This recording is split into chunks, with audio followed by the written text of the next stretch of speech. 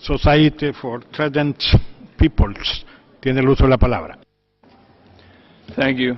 I'm speaking on behalf of the Society for Threatened Peoples to bring the Council's attention to the worsening situation facing the Uyghur population from the Xinjiang Uyghur Autonomous Region of China. As I am speaking midway through the holy month of Ramadan, the Chinese government has again implemented restrictions on religious practice. Uyghur students, teachers, government employees, and party members have all been prohibited from fasting. In Hotan Prefecture, hundreds of Chinese Communist Party cadres have moved in with Uyghur families to make sure residents neither fast nor pray. Restaurants have also been forced to open during daylight hours.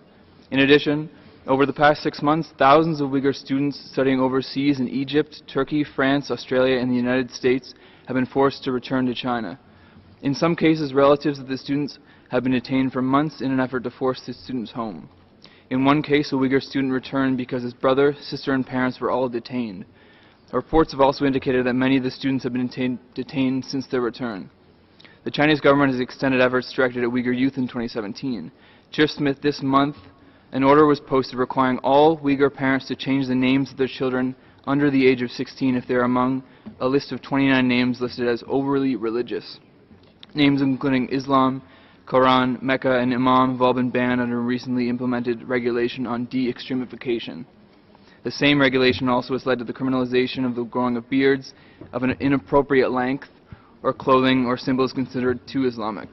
Only through constructive dialogue can genuine progress be made, and that's what we urge China and member states to enter into as a first step.